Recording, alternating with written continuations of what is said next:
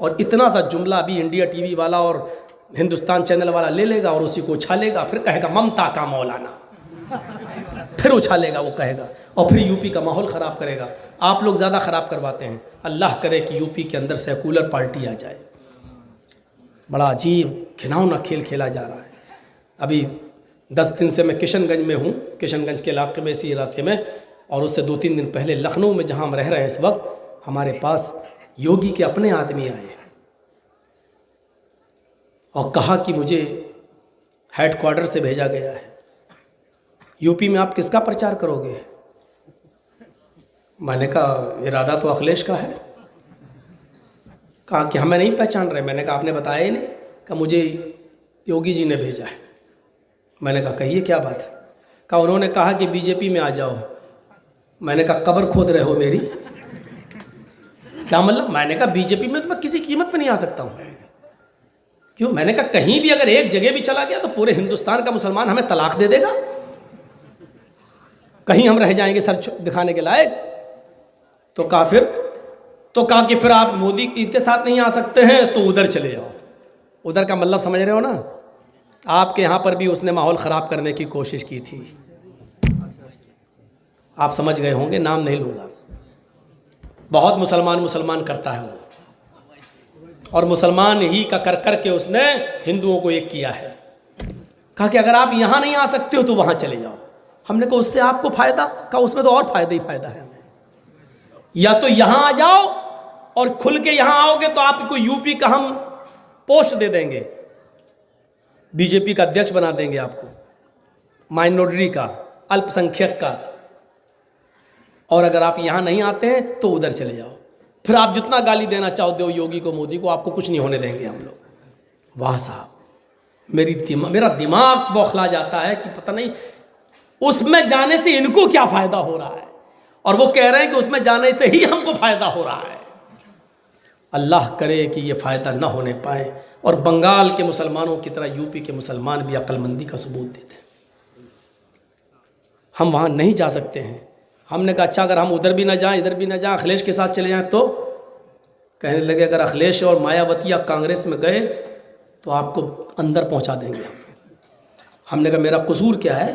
का मौलाना कलीमुद्दीन को अंदर डाला है ना, आपको भी अंदर। हमने कहा हमारी गलती क्या है? कहा कि गलती करता कौन है? ये कोर्ट में साबित करना कि गलती क्या है, 10 साल लग जाएंगे ये साबित करने में गलती नहीं है, हमने कुछ किया ही नहीं है। ओफो, कितना दबाव है और कितना प्रेशर है। हम जैसे लोग जो किसी राजनीति पार्टी में नहीं है उनके साथ ये दबाव, ये खेल खेला जा रहा है। सोचिए आप, अक्लमंदी का सबूत देने की जरूरत है इस वक्त। तो मेरे भाइयों, अल्लाह नहीं देखता है कि किसने कत्ल किया। साफ का इश्तरकू फी दम मोमिन, एक मुसलमान के खून में अगर फरिश्ते और जमीन वाले दोनों शामिल हैं, सारा आसमान का फरिश्ता और सारी जमीन की इंसानियत अगर एक मुसलमान को कत्ल कर रही है तो अल्लाह ज़मीन वालों को भी और आसमान के फरिश्तों को भी जहन्नम में डाल देगा। और उलमा बैठे जानते हैं अकब्बहुमुल्लाह, अकब्बा युकिब्बु के माना होते मुंह के बल घुसेड़ देना, यानी अल्लाह ताला मुंह के बल जहन्नम में घुसेड़ देगा, फरिश्तों को भी और सारी दुनिया के इंसानों को। कितना आसान है, हम और आप जिसका चाहते हैं गाजर और मूली की तरह कत्ल कर देते हैं, हम मर्डर कर देते हैं। एक मुसलमान का कत्ल, अल्लाह कह रहा फरिश्ते भी अगर उसमें शामिल हो जाए तो हम उनको भी जहन्नम में डाल दें।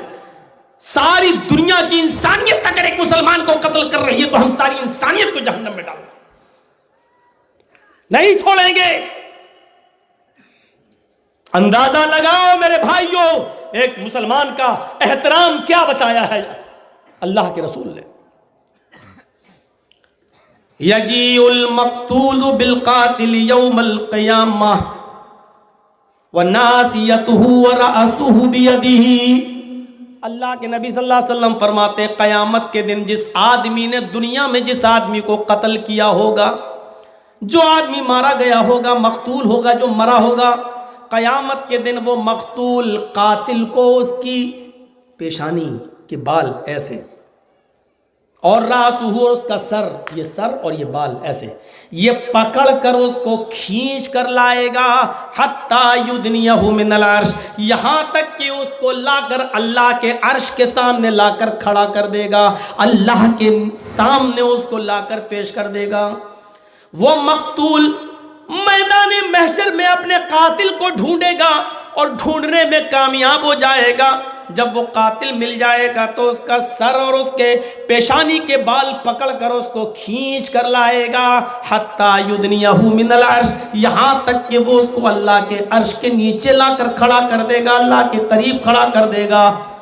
अल्लाह कहेगा तुम इसको पेशानी के बाल पकड़कर, लंबे लंबे बाल पकड़कर इसको मेरे पास लेकर क्यों आए हो?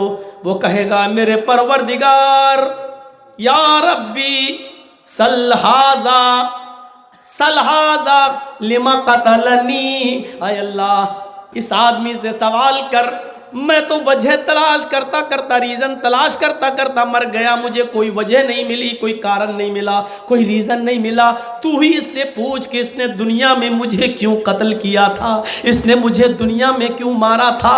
आय अल्लाह तू इससे सवाल कर, इसने मुझे क्यों कत्ल किया था, इसने मेरी बीवी को क्यों बेवा बनाया था, इसने मेरे बच्चों को क्यों यतीम किया था।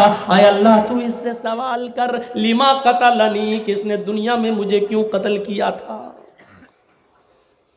कितना आसान मामला हम समझते हैं,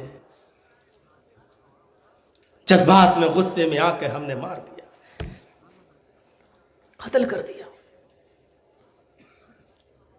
एक मोमिन का कि खून का अदब व एहतराम, अल्लाह के रसूल आखिरी खुतबे में कह रहे हैं तुम्हारे ऊपर हराम है एक मुसलमान का खून दूसरे मुसलमान पर। अल मुस्लिमु अखुल मुस्लिम ला यज़लिमुहु वला यख़ज़ुलुहु वला यहक़िरुहु अत्तक़वा हाहुना युशीरु इला सदरिही सलास मर्रात। अल्लाह के नबी सल्लल्लाहु अलैहि वसल्लम फरमाते हैं एक मुसलमान दूसरे मुसलमान का भाई है। अल मुस्लिमु अखुल मुस्लिम ला यज़लिमुहु, एक मुसलमान दूसरे मुसलमान का भाई है, वो उसके ऊपर जुल्म नहीं करता। वला यख़ज़ुलुहु, भरे मजमे में उसकी इंसल्ट नहीं करता, उसको जलील नहीं करता, उसको रुसवा नहीं करता। एक मुसलमान का हक देखिए अल्लाह के नबी क्या फरमा रहे हैं, एक मुसलमान दूसरे मुसलमान का भाई है, वो उसके ऊपर जुल्म नहीं करता। वला यख़ज़ुलुहु, और वो उसको रुसवा इंसल्ट नहीं करता। चंद लोगों में बैठे, वही था ना कल शराब पी रहा था ना, वो अफीम खा रहा था ना तू, 10 आदमियों में 20 आदमियों में उसको नहीं, ये मुसलमान का काम नहीं है कि भरे मजमे में उसको जलील करे। वला यहक़िरुहु, और वो उसको हकारत की नजर से नहीं देखता है, गिरी हुई नजर से नहीं देखता है। एक मुसलमान दूसरे मुसलमान को गिरी हुई नजर से नहीं देखता, ये गरीब है, इसके पास कुछ है ही नहीं, आया हमारे मुकाबले में, हमारे बगल में बैठा हुआ है। नहीं, आज वो गरीब है, पांसा